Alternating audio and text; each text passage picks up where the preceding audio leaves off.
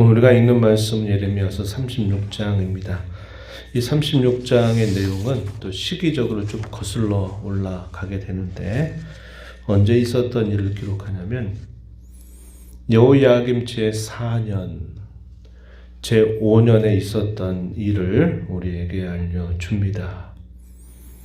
이 여호야김 4년째가 언제냐면 바빌론의 느부갓네살 왕이 즉위했던 첫 해라고 알려줍니다. 그리고 이때에 예루살렘을 첫 번째 침공하는 사건이 있게 되는 때입니다. 오늘 이 말씀은 바로 그러한 바벨론의 첫 번째 침공이 있기 직전에 하나님께서 이 예레미야를 통해서 당시의 왕과 국왕들, 백성들에게 들려준 말씀의 내용, 그것이 기록이 되고 그해 다음 해죠. 여호야김 제5년 9월에 이 여호야김 왕이 어떠한 태도를 취했는가 하는 것을 우리가 보게 됩니다. 하나님께서 이 여호야김 왕 제4년에 예레미야를 통해서 이렇게 명령을 합니다. 바룩이라고 하는 사람, 말씀을 기록하는 그런 사람인데요. 말씀이 임하기를 2절에 보니까 너는 두루마리 책을 가져다가 내가 너에게 말하던 날, 곧 요시야의 날부터 오늘까지 이스라엘과 유다와 모든 나라에 대하여 내가 너에게 일러준 모든 말을 거기에 기록하라. 이란 명령을 예레미야에게 내리십니다. 우리가 앞서 25장 2절에서 살펴봤던 내용에 따르면 예레미야가 부름받았던 때가 이 요시야 왕이 다스리고 있던 때 부름을 받아서 여호야김 제4년까지 23년이라고 하는 시간이 흘러갔다. 그런 말씀을 우리가 함께 살핀 바가 있었어요. 그가 선지자로 부름을 받아서 23년 동안 일관되게 말씀을 계속 전해오는 내용의 골자는 하나님께서 주시는 이 말씀을 그들이 듣게 되지 않을 때 무서운 징계와 심판이 닥치게 된다. 이 말씀을 듣고 자신들의 길과 그 악한 행위에서 돌이키면 하나님께서 긍휼히 여겨주신다. 이런 말씀을 계속 전해왔습니다. 당시의 종교적인 부패, 사회적인 부패 이런 것들이 계속 짙어져 가고 있는 그런 상황 속에 아주 오랜 시간 동안 말씀을 계속 전하게 하셨던 것입니다. 그것을 다 기록해라 이렇게 명령을 내리신 것입니다. 그러면서 하나님이 기대하시는 것이 뭐냐? 이들이 내가 일러준 말을 듣게 된다면 그들이 그 악한 길에서 돌이키게 될 것이다. 그러면 내가 그들의 죄를 다 용서하겠다. 이런 기대를 말씀하셨습니다. 3절 말씀, 유다 가문이 내가 그들에게 내리려 한 모든 재난을 듣고 각기 그 악한 길에서 돌이키리니 그리하면 내가 그 악과 죄를 용서하리라. 하나님이 이런 말씀을 기록하게 하시는 그 궁극적인 목적은 그들로 하여금 그 기록된 말씀을 듣게 될 때 그들이 자신들의 그 악한 행위로부터 회개해서 그들로 하여금 다시 살림을 받도록 하는데 그 목적이 있다. 이 사실을 분명하게 알려준 겁니다. 그래서 이 바룩은 이 예레미야의 말을 따라서 그 모든 말씀들을 두루마리 책에 기록을 합니다. 4절에 보면 바룩을 불러서 예레미야가 불러준 대로 그것을 다 두루마리 책에 기록했다. 이렇게 말해줍니다. 당시의 예레미야는 갇혀있는 상태에 있었습니다. 그래서 그의 수종자였던 이 바룩에게 그 말을 옆에다 두고 다 기록하라고 한 겁니다. 그리고 이 기록한 말씀을 그대로 두지 말고 예배를 하러 올라오는 그 백성들에게 이 말씀을 듣게 하라는 겁니다. 6절 중간에 보면은 금식일에 여호와의 성전에 있는 백성의 귀에 낭독하고 유다 모든 성읍에서 온 자들의 귀에도 낭독하라. 여호와께서 심히 지금 진노하고 계시다. 빨리 돌이켜야 된다. 이것을 말씀하고 있는 것입니다. 7절 끝부분에 보면 여호와께서 이 백성에 대하여 선포하신 노여움과 분이 크다. 그래서 바룩은 예레미야의 말을 듣고서 그대로 수종을 들게 됩니다. 상당히 많은 말씀, 23년 동안 했던 그런 말씀들을 기록하는 시간은 상당히 오랜 시간이 흘러가게 됐을 것입니다. 그래서 여호야김 제5년 한 해 정도가 더 지났어요. 제5년 9월에 예루살렘 모든 백성과 유다 성읍들에서 예루살렘으로 찾아오는 모든 백성이 여호와 앞에서 금식을 선포했을 때 그 말씀을 다 듣도록 낭독을 하게 됩니다. 그리고 그 기록된 말씀이 백성들에게만 아니라 당시의 고관들, 높은 지위에 있는 사람들에게 그 말씀이 낭독되었습니다. 그리고 그들이 이 말을 듣고서 깜짝 놀라게 되는 거죠.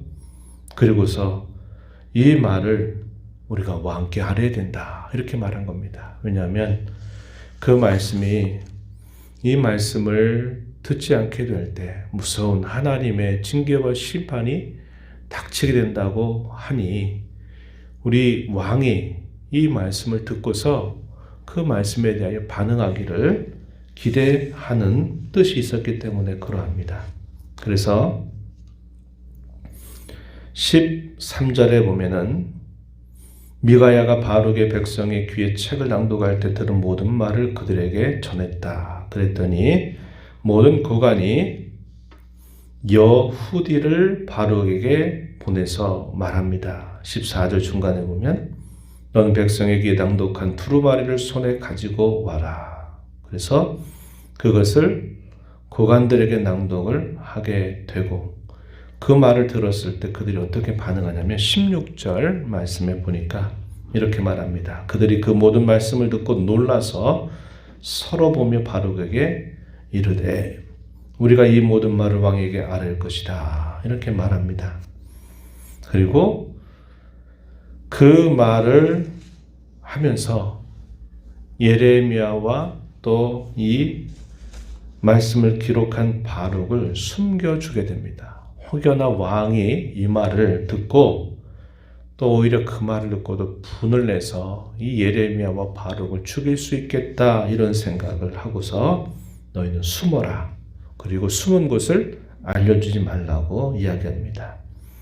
그리고 이제 왕 앞에 가서 여후디가 그 두루마리에 기록된 책을 왕 앞에서 그리고 그 곁에 있는 모든 신하들 앞에서 그 말씀을 낭독하고 있습니다. 그런데 이 왕과 신하들의 반응이 어떻게 나타나냐면 23절 말씀에 보니까 여후디가 서너 쪽을 낭독하면 왕이 칼로 그것을 연하여 베어 화로불에 던져서 두루마리를 모두 태웠더라.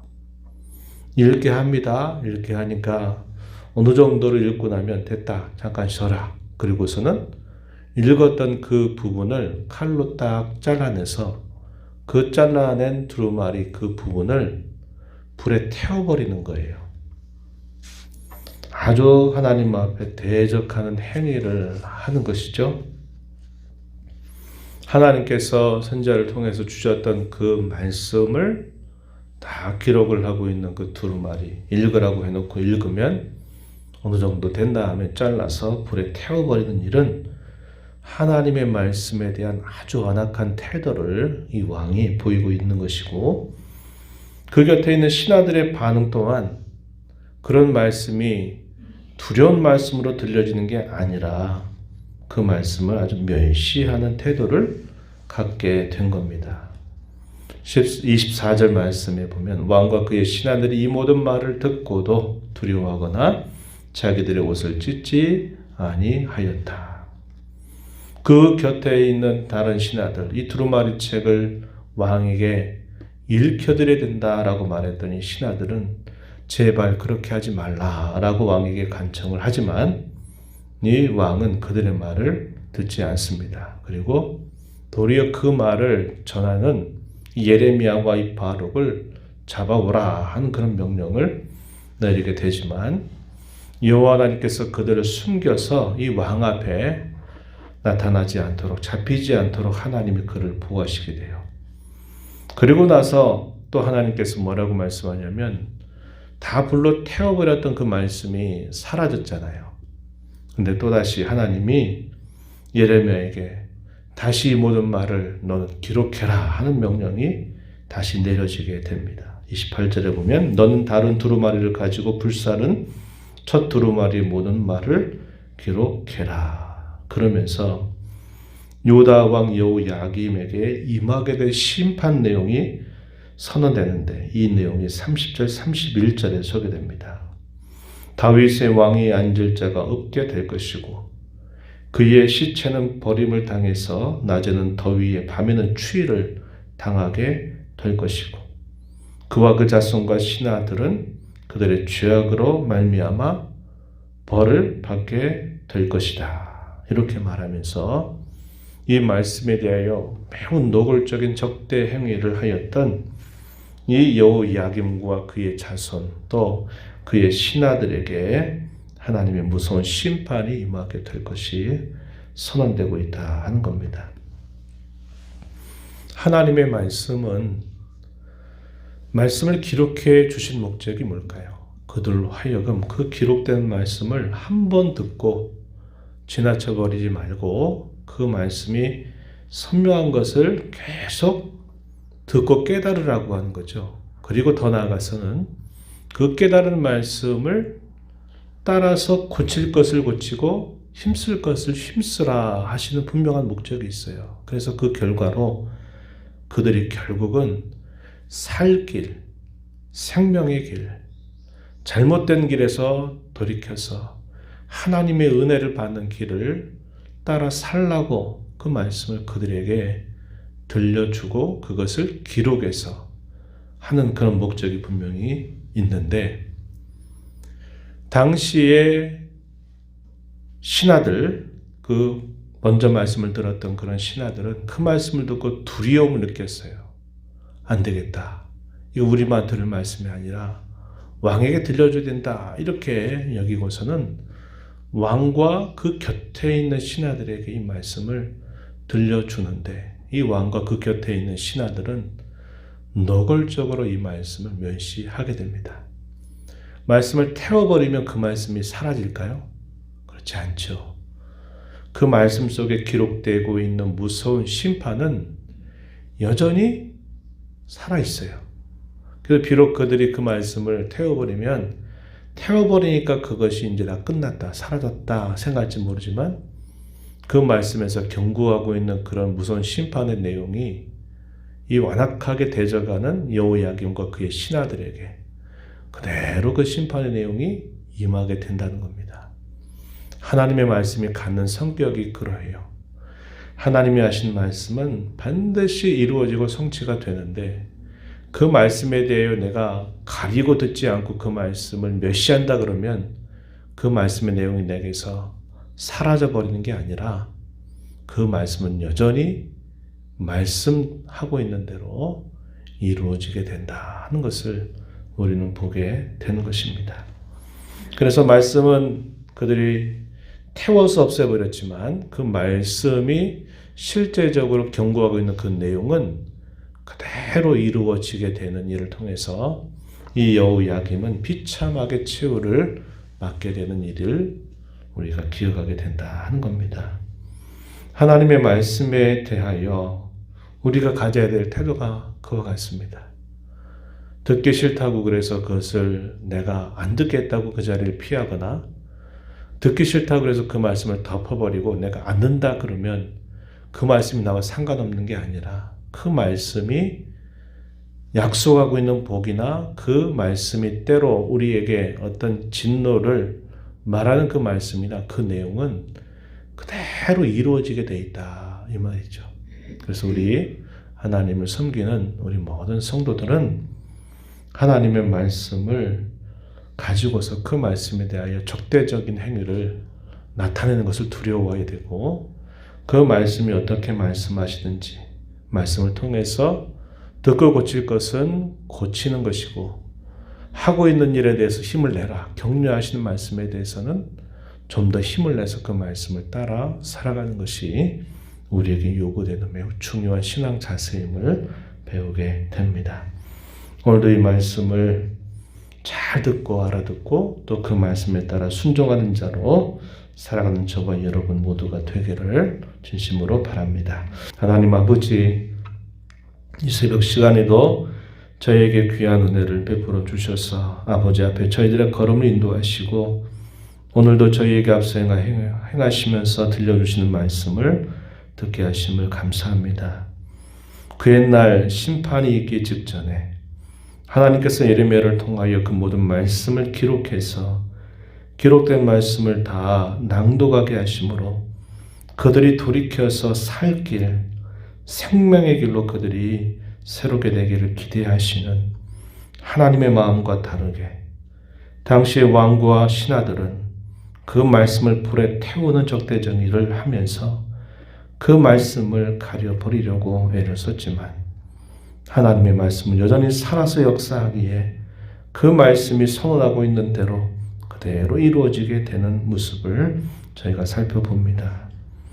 하나님의 말씀은 1.1핵이라도 결코 사라지지 않는다 하셨던 그 말씀처럼 오늘도 하나님의 말씀을 듣고 그 말씀을 따라 살아가는 저희들의 삶이 되어서 그것이 우리에게 복이 되게 하시고 즐거움이 되게 하시고 행복이 될지언정 그 말씀이 우리에게 무거운 또한 짐이 되거나 그 말씀이 우리에게 징계가 되는 그런 것이 되지 않도록 늘 저희들을 붙드시고 인도하여 주옵소서.